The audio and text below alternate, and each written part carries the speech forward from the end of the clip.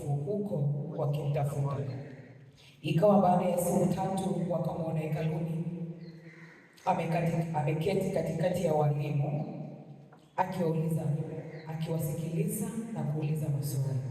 Nao wote waliomsikia walistaajabu fahamu zake na majibu yake, na walipomuona walishangaa. Na mama yake akamwambia, mwanangu, mbona umetutenda hivi?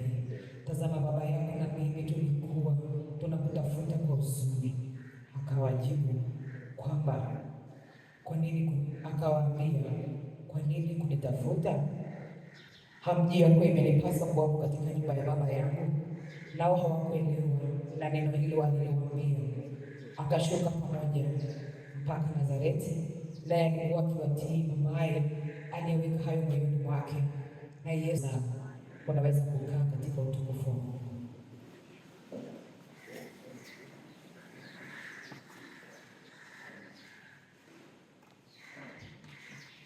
Kanisa, Bwana Yesu asifiwe sana. Bwana Yesu asifiwe sana. Ilikuwa ninaomba utulivu. Naona vijana wengi wako nje, sijajua ibada yao imeisha au inaendelea au nayakuwa wanaisubiria ianze. Bwana Yesu asifiwe sana. Tumheshimu Mungu. Tumepewa kichwa kinachosema kanisa ni msingi wa malezi bora. Sawa, kanisa ni msingi wa malezi bora. Kwa nini linaambiwa kanisa ni msingi wa malezi bora? Bwana Yesu asifiwe sana. Nimeanza kwa utangulizi mfupi. Nini maana ya kanisa? Nimesema kanisa ni mkusanyiko wa waumini wa Yesu katika Kristo waliokusanyika kumwabudu Mungu, kusali, kujifunza neno la Mungu na kushirikiana katika imani moja. Wapendwa, Bwana Yesu asifiwe. Kanisa ni mkusanyiko wa watu wanaomwamini Yesu, wanaokusanyika kwa ajili ya kumwabudu, kwa ajili ya kusali, kujifunza neno la Mungu, lakini kushirikiana katika imani moja. Bwana Yesu asifiwe. Watu wengi tumekuwa na picha ya kwamba kanisa ni jengo, lakini leo tunapewa maana tofauti. Kanisa sio jengo kama tunavyoona, bali kanisa ni mimi na wewe mama unayetazama. Bwana Yesu asifiwe sana. Sisi ndio kanisa. Ndio maana nasema ni mkusanyiko wa watu waliomwamini Yesu, kwamba tusipokusanyika katika jina la Yesu, hilo sio kanisa. Na tuna mkusanyiko mengi sana. Kienda Kariakoo kuna mkusanyiko, kienda Ilala kuna mkusanyiko, lakini pale sio mahali ambapo Mungu anaenda kuabudiwa. Bwana Yesu asifiwe. Kwa sababu ni eneo la sokoni au ni eneo ambalo watu wanafanya maisha yao ya kijamii kawaida. Lakini kanisa ni pale ambapo tunapokusanyika katika jina la Yesu kwa ajili ya kujifunza neno, kwa ajili ya kusali, lakini kwa ajili ya kushirikiana imani moja. Na ndio maana imani yetu ya mitume ni imani moja ya Kikristo ulimwenguni mote. Bwana Yesu asifiwe. Hivyo basi kanisa si jengo, bali kanisa ni watu ambao wamekubali kumkiri Yesu kama Bwana na Mwokozi wa maisha yao. Bwana Yesu asifiwe sana. Ukisoma kwenye kitabu kile cha Mathayo 16:8 anasema, wewe ndiwe Petro, na juu ya mwamba huu nitalijenga kanisa langu, wala milango ya kuzimu haitalishinda. Hapa Yesu alikuwa anaongea na Petro kama kanisa. Bwana Yesu asifiwe. Ni Mathayo 16:18.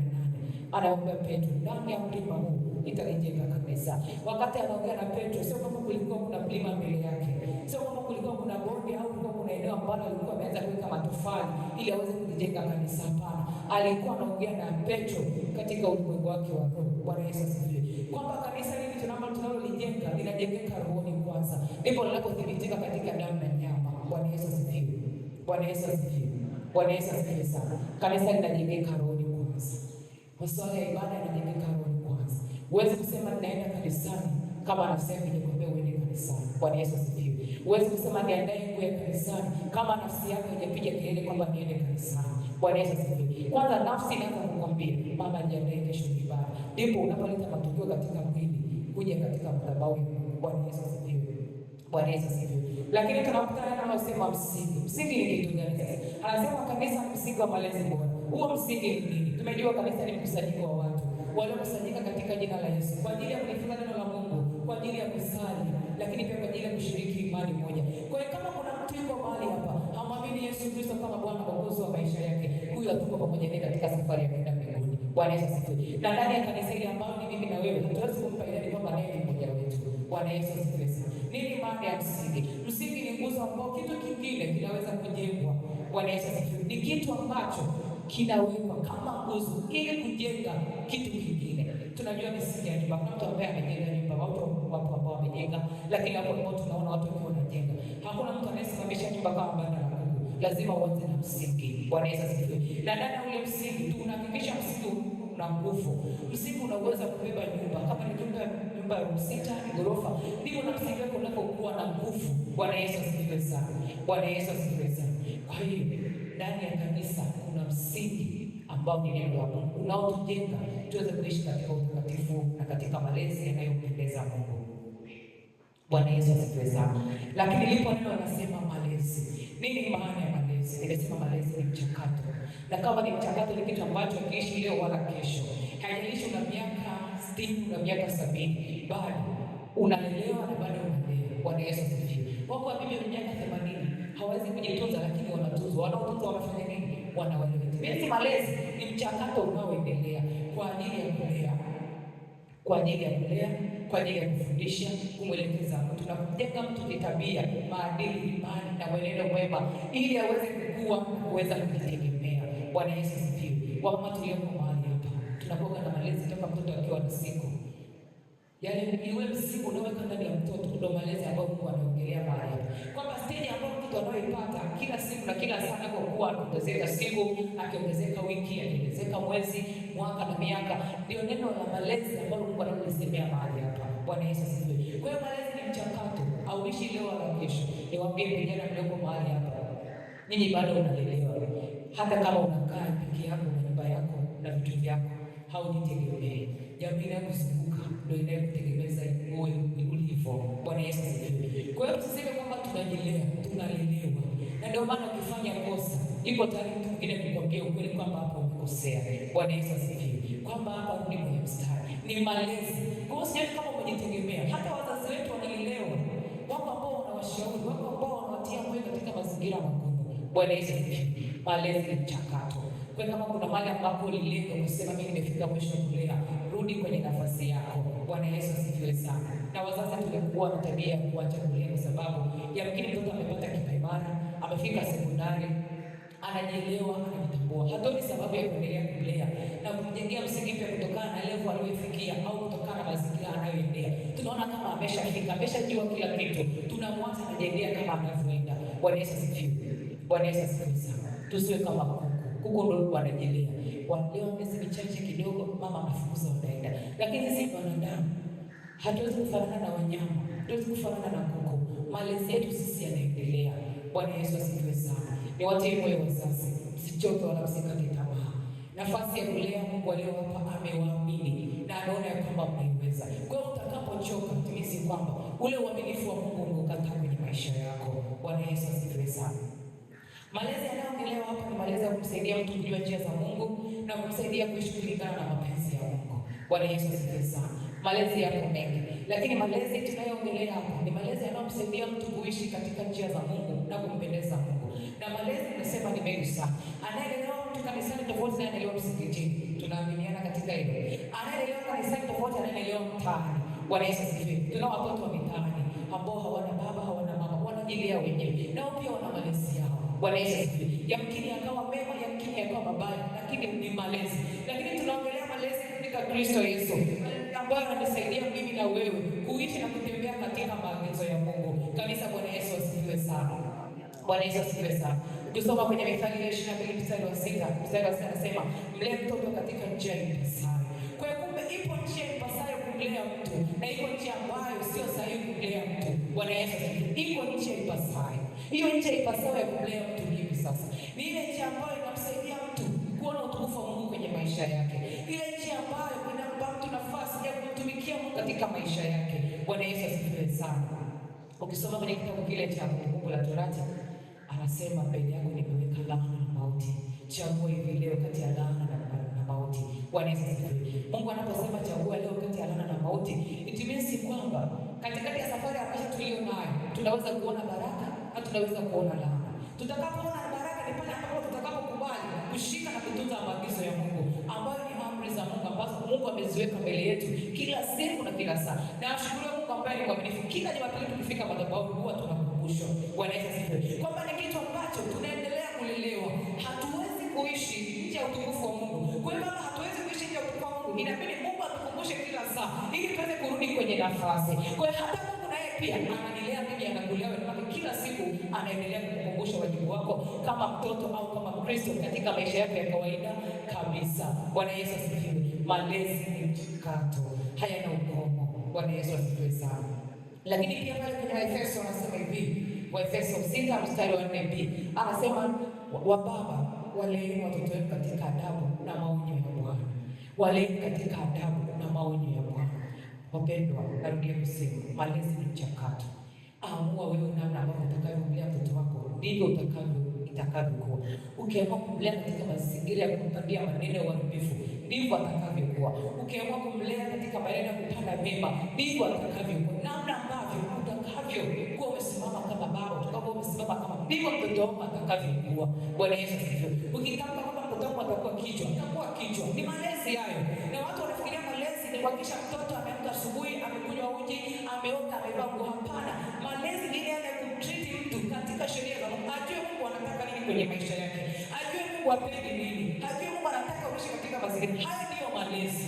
Bwana Yesu asifiwe. Watu tumekuwa tukiwalea watu kimwili. Unahakikisha mtoto wako amekula, ana mavazi mazuri, anapendeza, kuna fashion imetoka kutoka kwenye picha. Anaona haya ndio malezi. Lakini malezi sio hayo tu.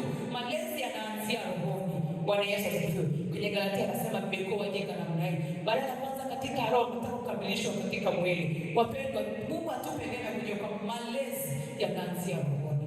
Yanaanza kujenga mtu rohoni. Msingi wa malezi ya mtoto au kijana aliyoko mahali hapa yanaanzia rohoni. Sasa tafakari ukiwa kama baba, ukiwa kama mama, ni msingi gani wa malezi ambao umepanda ndani ya mtoto unaomsaidia leo na kesho kuona matokeo mazuri kwenye maisha yake. Akuheshimu wewe baba, aheshimu jamii inayomzunguka, aliheshimu na kanisa, aliheshimu na taifa. Ni malezi gani? Bwana Yesu asifiwe. Malezi ni mchakato. Tunalea kwa namna gani? Tunapanda mbegu gani kwa watoto wetu? Tunaachilia maneno gani ambayo yanafanyika mbegu iliyo takatifu mbele za Mungu? Hata Mungu akitazama sana hakika kwa mbegu na kitu nakifanya kwa huyu mtu. Bwana Yesu asifiwe sana. Bwana Yesu asifiwe sana. Hivyo basi, kama kanisa ni msingi wa malezi bora, basi ndani ya kanisa kuna kujengwa kiroho. Tumesema kanisa ni msingi wa malezi bora. Kwa hiyo kama kanisa ni msingi wa malezi bora, ndani ya kanisa kwanza kuna kujengwa kiroho. Ukishajengwa kiroho, kuna kujengwa kitabia. Kanisa linakushape. Narudia kusema kanisa ni mimi na wewe mama unayenitazama. Wewe ndio kanisa. Kanisa sio ile jengo. Kwa hiyo utakapomshape mtoto wako kitabia na kiroho, ndivyo atakavyokuwa. Haleluya kanisa. Haleluya kanisa. Unamshape kimaadili. Unamshape namna ya kuishi. Anatakiwa aishije kama mtoto. Aishije kama kijana katika maisha yake. Atembee katika mfumo gani? Bwana Yesu asifiwe. Sasa unaposhika kumlea katika njia ya Mungu, ndipo ndio unakwenda kufundisha yale malezi ya duniani. Bwana Yesu asifiwe sana. Turudi kwenye somo letu. Katika mistari ambayo tumesoma, tunaona maisha ya Yesu kama kijana ambaye alikuwa na wazazi wake, walikuwa kienda hekaluni Yerusalemu. Tunaambiwa ilikuwa kama desturi. Walikuwa wanaenda mara kwa mara kwa ajili ya kufanyia Mungu ibada. Alikuwa kama kijana ndivyo mimi, kama ulivyokuja leo. Ya mkono umekuja na baba, umekuja na mama. Na Yesu alikuwa kama mimi na wewe. Alikuwa anaenda kwenye ibada kama ilivyokuwa desturi. Ninaposema desturi, yakini ilikuwa ni hali ya kawaida. Bwana Yesu asifiwe. Ilikuwa ni hali ya kawaida. Walikuwa wanaenda. Lakini hapo kwa sasa wana Israeli tunataka twende Yerusalemu kufanyia Mungu ibada. Walikuwa wanaenda. Na yakini uko hapo unakuja kwenye ibada kwa sababu ni Jumapili. Yaani umekuja tu. Umekuja tu. Lakini tunaona utofauti ndani ya mtoto Yesu. Yeye alienda kama ilivyokuwa desturi, lakini hakwenda bila ambavyo ilivyokuwa desturi, kwa sababu ni kitu ambacho Mungu alikuwa ameweka ndani yake. Kwa kanisa, Bwana Yesu asifiwe sana. Naamini tuko pamoja. Tunaambiwa Yesu alibaki hekaluni. Kwa nini alibaki hekaluni? Alikuwa ni mtoto wa miaka 12. Nikimsema mtoto wa miaka 12 hapa, ni mtoto ambaye kwa majira tulionayo sasa hivi anaweza kucheza. Anaweza kufanya mambo yale utoto, bado anaweza kucheza, afunge rede, acheze vumbi. Miaka 12, darasa la 7, darasa la 6. Bwana Yesu asifiwe. Tunakubaliana. Ni mtoto ambaye hajui anatakiwa kufanya katika mazingira haya. Na hata kwenye ibada hapa, wako unaona wanaingia wanatoka, wao kama wako kwenye ibada. Bwana Yesu asifiwe. Miaka 12, huyu Yesu alikuwa na tofauti gani kama kijana ndani ya kanisa? Bwana Yesu asifiwe. Nimeweka pointi kama 4. Nitaanza na kwanza, inasema Yesu alitambua utambulisho wake na wito wake mapema kama kijana. Bwana Yesu asifiwe. Alitambua utambulisho wake na wito wake mapema kama kijana Yesu. Bwana Yesu asifiwe sana. Ukisoma ile Luka 2:49 anasema, akawaambia, kwa nini kunitafuta? Hamkujua ya kuwa imenipasa kuamka katika nyumba ya baba yangu? Kwa nini awepo katika nyumba ya baba yake? Anamuuliza mama yake, kwa nini kunitafuta? Hamkujua imenipasa. Yamkini wala wazazi wangejua kwa nini yuko hekaluni, wasingemuuliza hilo swali, kwa nini tunakutafuta? Bwana Yesu asifiwe. Hawakujua ni majina gani yaliyopo ndani ya Yesu, au ni kitu gani kinapiga kelele ndani ya Yesu kama kijana, na majira yanamtaka Yesu afanye nini. Kanisa, Bwana Yesu asifiwe. Bwana Yesu asifiwe sana. Na ndivyo tulipo katika jamii zetu.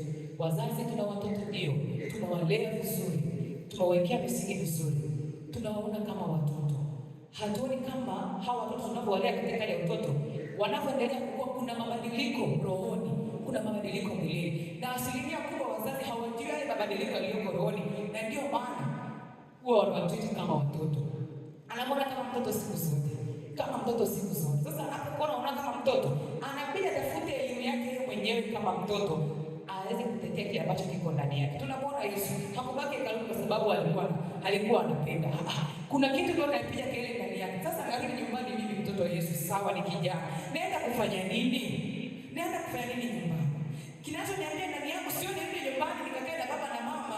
Sio kama nirudi nyumbani nikamsaidia baba kuosha vyombo. Sio kama nirudi nyumbani nikapoteza hela. Sio kama nikakae mtaani nianze kupiga sio na jana na mama. Kuna kitu kipo ndani yangu kinapiga kelele. Sasa hichi kitu kichoko ndani yangu ninawezaje kukiishi? Ninawezaje kukiona kimefunuka nikakiona kwa macho yangu na jamaa nikakiishi? Ndio alichokuwa anajiuliza Yesu. Bwana Yesu asifiwe sana. Bwana Yesu asifiwe. Wazazi, tumewaacha wapi vijana wetu? Tusiwalee kama watoto. Angalia mabadiliko ya dunia yalivyobadilika. Tazama dunia ambavyo inavyoenda kasi. Ndivyo na mabadiliko ya vijana mlionao katika familia zenu yanavyobadilika. Sasa utakapomtiki katika hali ya utoto au katika hali ya kutokukua, anajitafutia elimu yake peke yake. Na ile elimu anayoitafuta inaleta mauti na uharibifu kwenye maisha yake. Ashukuriwe Yesu ambaye alipata neema na kibali cha kubaki madhabahuni. Yamkini wakasema kuta madhabahuni, tupige picha, wangemkuta katika mazingira gani? Yamkini angekuwa na beti, yamkini angekuwa kwenye madawa ya kulevya, yamkini angekuwa labda anafanya uharibifu, anafanya uzinzi. Lakini neema iliyokuwa ndani yake ilimpa neema kukaa madhabahuni pa Mungu na kuuliza wale walio maswali. Vijana tulioko mahali hapa, hii kibali ambacho Mungu ameweka ndani yetu, tunaenda kuliliaga wapi? Tunaenda wapi kutafuta ushauri? Tunaenda kukulia wapi ili Mungu aendelee kutukuza zaidi na zaidi kwa ajili ya utukufu wake? Wazazi mlioko mahali hapa, tunafanya ibada kwa mazoea, tunafanya ibada kwa kawaida. Wazazi wa Yesu walikuwa wanaenda kama desturi, kwamba ile desturi ilikuwa inafanya waende hekaluni, lakini hawaoni kama kuna mabadiliko katika ulimwengu wa roho kati yao na mtoto wao, kwamba sasa hivi tumlee vipi, tumtunze vipi, tumfundishe vipi, tumwelimishe vipi. Yamkini kile ambacho Yesu alikuwa anakitafuta alikipata kwa wazazi, asingebaki madhabahuni akisema naenda na baba na mama kwa sababu nikienda kwao ninachokitaka kwenye nafsi yangu kipo kwao, lakini alikikosa. Akaona isiwe tabu, baba wewe nenda, mama wewe nenda, mimi nabaki wapi? Madhabahuni. Wazazi tunawaacha wapi vijana wetu? Wanapata wapi elimu ya kusimamisha kwenye maisha yao? Sawa, tunawapeleka kwenye vyuo, tunawapeleka kwenye sekondari, tunawapeleka kwenye shule za msingi nzuri. Je, kule tulipowapeleka tunajua msingi wa yale mazingira ambayo tumeyaweka? Bwana Yesu asifiwe sana. Tunajua kupeleka watoto shule nzuri, tunawatamka wafaulu. Mwanangu faulu, tutakununulia iPhone. Mwanangu faulu, tutakununulia kiwanja. Lakini kuna kitu ambacho kukipanda ndani ya mtoto ambacho ile neema ya kufaulu nakaje na kuwafundisha, kuambia dunia inasema nini, nataka nini. Tuko tayari kuwashauri, tuko tayari kuwasaidia. Sasa Bwana Yesu asifiwe. Yaani tusiwe wazazi tu kama jina au kama nafasi, lakini ndani ya nafasi ya wazazi kuna gharama ambayo ni malezi bora yanataka kutoka kwako kama mzazi au kama baba. Bwana Yesu asifiwe sana. Yesu alitafuta lakini alipata bila kutafuta madhabahu. Vijana wetu tunatafuta wapi msaada kwenye maisha yetu? Tuna maswali mengi magumu mazito mno. Haya maswali majibu yake tunayapata wapi? Bwana Yesu asifiwe. Tunaliaga wapi ili Mungu atusaidie? Tunaenda wapi ili Mungu atufinyange? Kila wakati kwenye maisha mwanadamu hajawahi kuwa nyepesi. Na wakati ndio hapa unaamini ya kwamba ujana haujawahi kuwa mwepesi. Kuna changamoto nyingi, kuna magumu mengi, kuna maumivu mengi, kuna maswali mengi yaliyokuwa ni magumu ambayo sasa ulikuwa unamtia mtoto moyo, unamfundisha, unamwambia hata mimi nilipita hapa, nilivuka hapa. Lakini wazazi hatuna muda. Kuna watoto wako hapo, vijana wako hapo, maisha yao binafsi hawezi kujitegemea. Hajui nini maana ya kufua, hajui nini maana ya kufanya usafi hata nyumbani, hajui hata nini maana ya kufanyia, hajui kwa sababu toka akiwa miaka 3 anasoma bodi. Haya, shuleni anafanya usafi wapi? Fanya usafi kwenye kitanda chako kutoka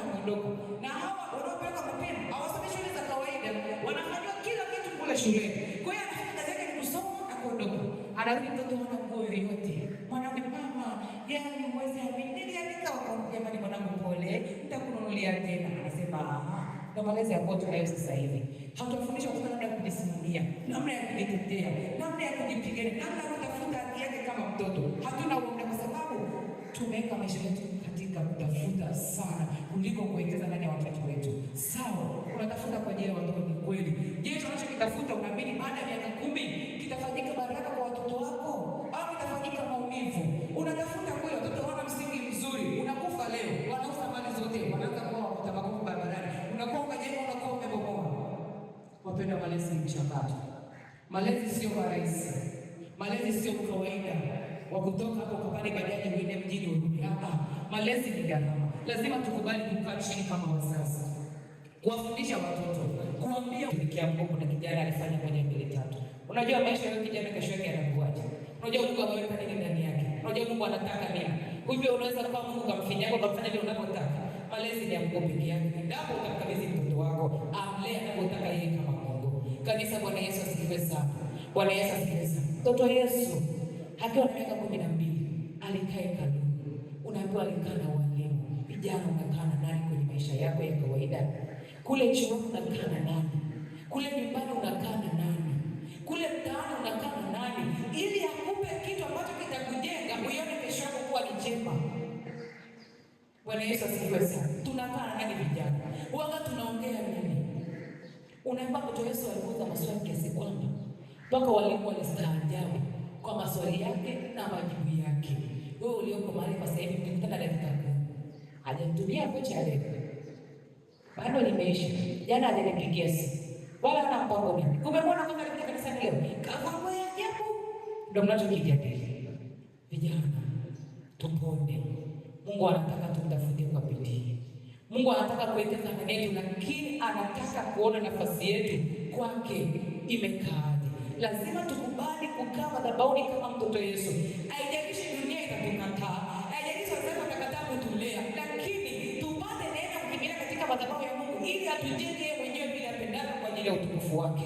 Bwana Yesu asifiwe sana. Najua kuna watoto wako hapa vijana hawana wazazi, hata hawana walea, hawana sababu ya kuwalea katika uzuri.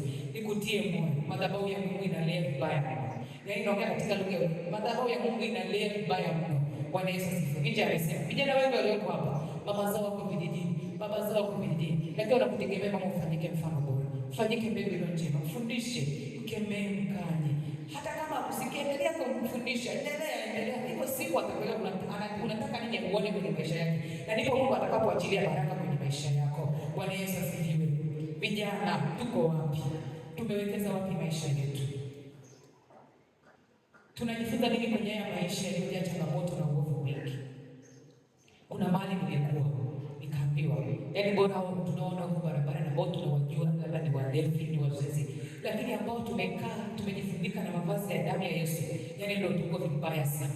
Ni kitu ambacho ni kweli. Ni kweli kabisa. Yaani mtu ataonekana hapa sasa hivi kama sema mbingu ikishuka anachukua anaondoka naye, lakini hapo nyumbani kwake hata ukiomba toba bado unaona huko. Lakini wapendwa, turudi mbele za Mungu. Tumeitwa, tumepewa kanisa ni msingi wa malezi bora. Turudi ndani ya lile kanisa ambalo Mungu aliweka ndani yetu, ambalo Petro alijenga ndani yetu. Bwana Yesu asifiwe. Anasema na hiyo misingi ya kuzimu haikulishinda. Sasa kama kanisa limejengwa na tuna mamlaka ya kufanya ndani ya vijana, tuna mamlaka ya kufanya ndani ya watoto wetu, lakini ni swala la kuchukua maamuzi. Tufanye nini? Tujenge msingi gani ndani ya hao watoto au vijana? Bwana Yesu asifiwe. Tusiseme vijana hawapo, vijana hawasikii, vijana waelewe. Hapana, tumejenga msingi gani ndani yao ili wakusikie, wakuelewe kama baba au kama mama? Ni msingi gani upo ndani yao ili wakusikie? Jana umemnyanyapa, jana umemnyanyasa, amekuletea shida yake, mwambie una shida sana wewe, ndio niambie. Kesho akija atakusikiliza. Hata kama una ajenda nzuri kweli kumwambia mwanao, atakusikiliza. Ndani kuna maumivu kwa sababu ulikataa kulea katika njia iliyo sahihi, umelea katika maumivu. Tunapiga kelele jumuiya hazina vijana. Vijana wapo, bora kanisani tunawaona. Na kanisani wanakuja kwenye ibada tu, kwenye vikundi hawataki. Wanasema wanaokaa kwenye vikundi hawana majukumu. Vijana ni wangu, waliopo huko wana majukumu wote. Usiseme eti na degree yangu sasa kumtumikia Mungu, na master sasa kupoteza muda. Tunajifunza kwa kina Daniel, walikuwa ni vijana, walikuwa na elimu, walikuwa watu ambao ni wasomi, mpaka wakapata kibali kwa mfalme Oswero. Wewe ni nani sasa kutumika mbele ya madhabahu ya Mungu? Ni elimu gani ambayo unao imshike Daniel? Ni elimu gani unao ambayo imshike Yesu ambaye alikubali kukaa madhabahu, sio kwamba elimu yako haifai kukaa madhabahu pa Mungu. Na Mungu kwa jina la Yesu mshikwe. Njoo tumtumikie Mungu mahali hapa. Bwana Yesu asifiwe. Nguvu ambayo Mungu ameweka ndani yako sio ya kupiga umbea, sio ya kuzurura, sio ya kubeti, sio kwenda kufanya uzinzi, ni ya kumtumikia Mungu. Bwana Yesu asifiwe. Usiseme kanisani kumeja, hakujawahi kuja. Sio kupata nafasi ya kumtumikia Mungu katika jina la Yesu. Bwana Yesu asifiwe sana. Lakini tunakutana kitu ambacho kinasema hekima. Yesu alikuwa ni kijana wa miaka 12 lakini alikuwa na hekima. Na hekima yake ilimsaidia kuuliza maswali magumu kwa wale walimu. Mpaka wanastaajabu. Kijana ulioko mahali hapa, hekima yako. Una hekima ya namna gani mbele za Mungu? Hekima yako inakusaidia kupata msaada, inakusaidia kupata ushauri, inakusaidia kujengwa hiyo hekima yako. Au umekuwa ni mtu kuropoka tu. Umekuwa ni mtu kusema tu, kusimama kunena, Yesu yupoje?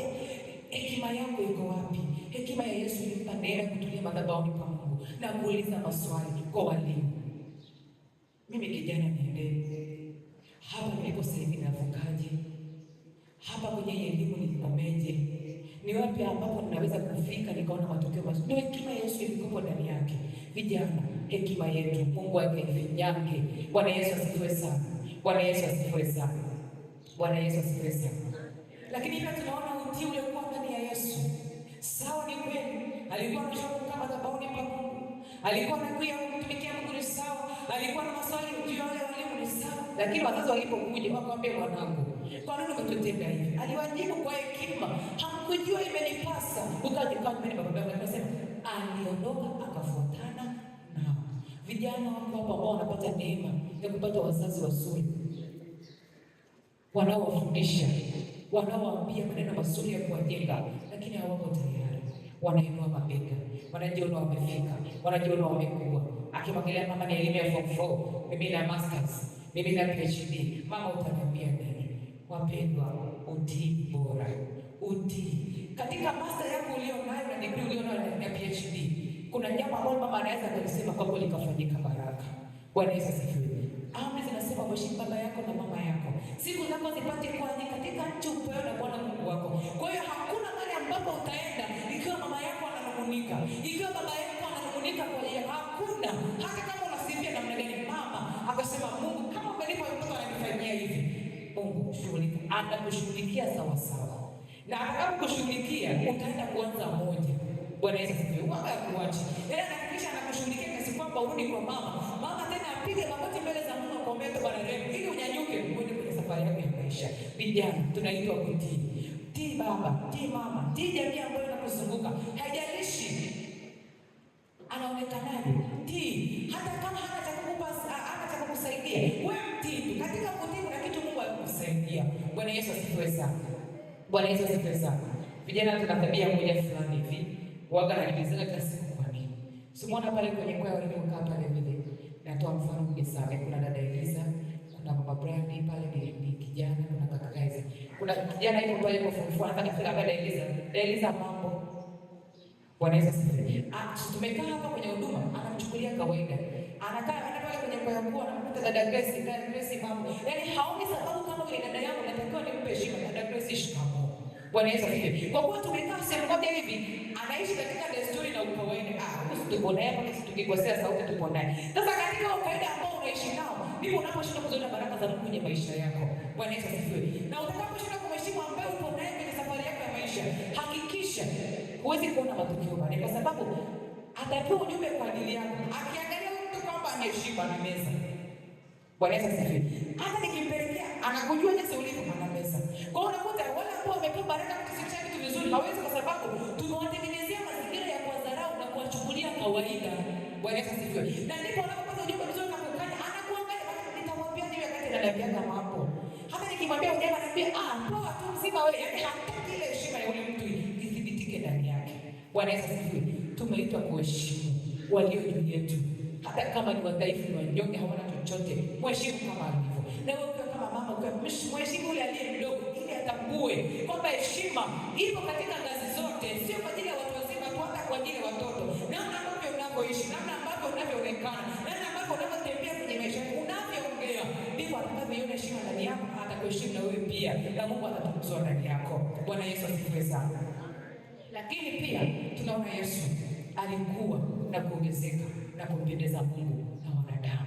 Bwana Yesu asifiwe. Yesu hakukua tu kama desturi ya kukua, kumpendeza Mungu na wanadamu. Kuna vigezo ambavyo alivifikia. Akafanyika baraka kwa jamii ambayo imemzunguka, kwa baba na mama. Akafanyika baraka kwa sababu alikubali kutembea katika sheria za Mungu. Wapendwa, Bwana Yesu asifiwe. Yesu alikuwa kama kijana. Changamoto unazoziona yeye alizipitia. Ushawishi unaoona, lakini kwa sababu gani? Alijijengea yeye kama yeye kwamba mimi nitatembea katika mfumo. Na ndio maana tunaambiwa akakua, akaongezeka, akampendeza Mungu na wanadamu. Kwa hiyo kumbe maisha ya mabaya au maisha ya uovu na dhambi yanatufanya tusikue, tukaongezeka, tukawapendeza wanadamu pamoja na Mungu. Bwana Yesu asifiwe. Sasa angalia tabia yako. Sawa, unawezekana unaongezeka miaka, unaongezeka sijui, lakini je, unakuwa ndani yako? Kukua ni kupata hekima, kukua ni kupata maarifa ambayo unaweza nikakaa na baba pale nikaongeza penzi hata katika jana wangu akanisikia na kunielewa. Bwana Yesu asifiwe. Kukua katika kupenda ni kuacha zile tabia mbaya, tabia za uovu, roho za ile tabia chafu unasikia kama nikikaa na mama au na baba, hata nikitoa point anaweza akanisikia na ikapata kibali kuleta yapake kama baba au kama mama. Bwana Yesu asifiwe sana. Kukua na kuongezeka, kumpendeza Mungu kunahitaji gharama. Hakikisha njia ziko vizuri mbele za Mungu. Tumesoma Zaburi ile ya 127. Anasema Bwana asipoujenga mji, ajengao afanya kazi bure. Asipoulinda mji, alindaye kesha afanya kazi bure. Wapendwa, tumekataa kujenga na Bwana. Tumeamua kujenga kwa akili zetu. Tumeamua kujenga kwa maarifa tulionayo kama wanadamu. Lakini tunakumbusha kwamba kanisa ni msingi bora. Kwamba ukikosa msingi wa kanisa ndani yako, huwezi kuwa na ubora au huwezi kuwa na malezi bora ndani ya maisha yako, ndani ya familia. Bwana Yesu asifiwe sana. Lakini tunakumbusha kwamba kuishi katika uzuri, kuishi katika utakatifu, kuishi katika mapenzi ya Mungu, lazima tukubali kutafuta ufalme wa Mungu na haki yake sawa sawa. Lazima tukubali kuingia gharama ya kujua huyu Yesu anataka nini kwenye maisha yetu. Huyu Yesu anataka tuendelee vipi katikati ya ujana wetu? Anataka tutembee katika mfumo gani? Wapendwa, Bwana Yesu asifiwe. Yaani niseme tu kitu cha kawaida, kijana ulioko mahali hapa. Ukipata neema ya kujua Mungu, hata kama unaenda dukani kununua kitu, huwezi kwenda katika hali ya kawaida. Huwezi kwenda katika hali ya mazoea kwa sababu ninaenda ni dukani. Wapendwa, adui sio rafiki yako. Adui anatega mitego kila wakati na kila saa. Na anapotega wewe ujui, wala ufahamu wala uone. Lakini ashukuriwe Mungu kwa sababu ukiwa na neema ya Kristo ndani yako, kuna mitego itakuja mbele yako utaweza kuepuka na utaondoa kawaida kwenye maisha. Lakini watu wengi tumejijengea kawaida. Tumekuwa na desturi kama ya Mariamu na Yusufu. Kwenda hekaluni mara tuna desturi yetu tumejengea, tumejengea ubinafsi. Kwa sisi mimi nikitoka nikiamka asubuhi nitafanya 1 2 3. Lakini kumbe Mungu hayuko hivyo. Mungu hataki ukawaida kwenye maisha ya Kristo. Anataka kila siku na kila saa muulize Mungu, mimi kama kijana ninaendaje? Ni sawa Mungu, natoka hapa ninakwenda chuo. Niendeje? Nivaeje? Niende na neno gani ambalo litanisaidia, ambalo Mungu hata adui akiniruka mbele yangu niweze kumpinga.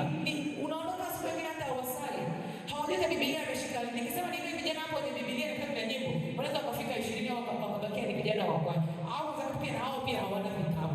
Amekuja ibadani kumtafuta Mungu, amekuja kumwabudu Mungu, lakini hana silaha za kiroho. Hata za mwili tu hii Biblia kitabu cha nyimbo hana. Wala haoni sababu.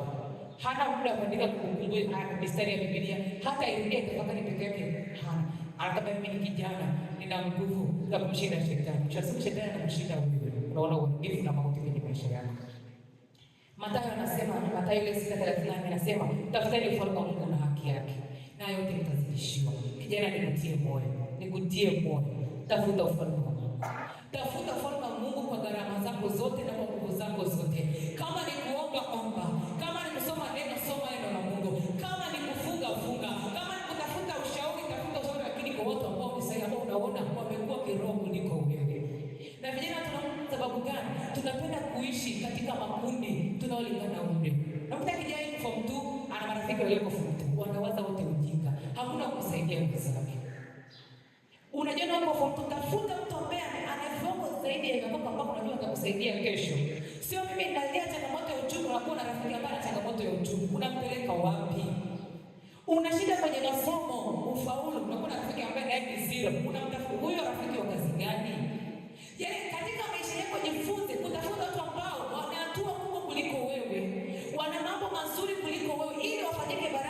wako. Na unapoenda kwa huyo mtu, hakikisha Roho Mtakatifu anakuambia neno. Usiende sababu ana uwezo.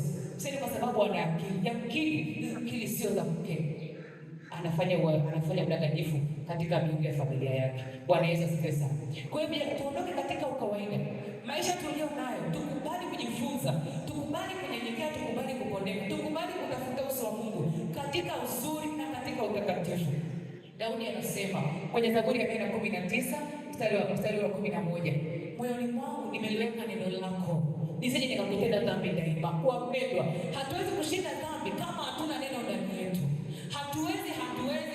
Neno la Mungu litakukumbusha hapa usifanye, hapa usiende, hapa neno linasema hivi, hapa utakuwa hivi. Na neno likikaa ndani yako, ni Roho Mtakatifu atayarekebisha maisha yako, atayaongoza maisha yako, atakwambia nini ufanye, nini usifanye, na utaona utukufu wa Mungu kwenye maisha yako. Kwa hiyo lazima tulijue neno la Mungu, tuliishi na tulisikie linasema nini. Unapopewa neno la Mungu, usilisome tu kama story. Mwambie Mungu, ndani ya neno kuna neno gani ambalo Mungu nikilibeba mimi litanipa ujasiri kuenda katika hii safari ya maisha. Bwana Yesu asifiwe. Tunasoma kwa kitabu kile cha Yoshua mlango wa kwanza. Tunaona Yoshua pale Musa alipofariki. Mungu anamwambia Yoshua, hapatakuwa na mtu mbele yako. Yoshua alikuwa ni kijana kama mimi. Safari ya Israeli ilikuwa nyepesi. Haikuwa nyepesi hata kidogo. Anamwambia hapatakuwa na mtu atakayekaa mbele yako siku zote za maisha yako. Kama nilivyokuwa na Musa mtumishi wangu, ndivyo utakavyokuwa nawe. Sitakupungukia wala sitakuacha. Kwa hiyo hata kama Yoshua kuna majira ambayo alipitia ni magumu, liko neno la ushuhuda ambalo alikuwa akilitazama linampa neema kwenda katika safari ile ambayo Mungu alimpa kuelekea Kanaani. Bwana Yesu asifiwe. Lazima tu na neno ndani litakayotujengea msingi. Hata unapokutana na dhoruba, unapokutana na changamoto na magumu, ile neno linakukumbusha ukuu wa Mungu, linakukumbusha ahadi za Mungu, linakukumbusha hekima na maarifa ya Mungu yanataka nini. Ndipo unapoweza kushinda dhambi na uharibifu wa dunia hii. Kanisa, Bwana Yesu asifiwe sana. Zaburi ya 105 anasema neno lako ni taa na mwanga wa njia zangu. Wapendwa, neno la Mungu ndio taa. Ndio taa. Yaani ndio nataka kumulikia leo na kumulikia kesho na kesho kutwa. Kuna neno la Mungu, hauwezi kuona matokeo mazuri kwenye maisha yako. Kwa sababu neno linatupa picha halisi ya maisha tulionayo sasa, yaliyoko mbele yetu na yanayokuja na vizazi na vizazi. Na ndio maana wana wa Israeli wakati wanafundishwa na Musa, waliambiwa haya ninayowafundisha ni kwa ajili yenu na watoto wenu na watoto wa watoto wenu. Kwamba leo utakaoliishi wewe utafanyika baraka kwako na kwa watoto wako na kwa watoto wa watoto wako. Sasa piga picha uko kama mama, uko kama baba, uko kama kijana, una neno la ushuhuda ndani yako ambao unaweza kumwambukiza mtu likafanyika msaada kwake. Huyo mtu atakuwa na maisha na msingi wa namna gani? Na ndio maana unakuta vijana wengi hawalijui neno, hawalipenda kwa sababu hakuna wa kuambukiza lile neno. Hawajui Mungu anataka nini kwenye maisha, kwa sababu hakuna wa kuambukiza Mungu anataka nini kwenye maisha yao. Bwana Yesu asifiwe. Huyu Mungu angekuwa ni mchoyo, asingetupa Roho Mtakatifu. Bwana Yesu asifiwe. Lakini atupa ili atupe msaada, atufinyange tuwe kama Mungu anavyotaka. Sasa wewe Mungu amekupa neema, hiyo neema umekaa nayo. Mungu amekupa kibali kama mama, kama mzazi kulea, utake kulea, kuacha dunia ile. Unataka Mungu afanye nini? Tunakuwa hapo kwenye habari ya Yesu.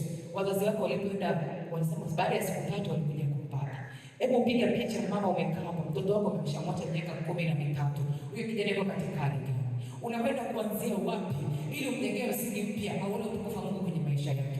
Ule kijana ambao mwacha miaka 13 natoka kama mfano, yamkini sasa hivi ameshakuwa mlevi kupindukia, ameoza haelewi.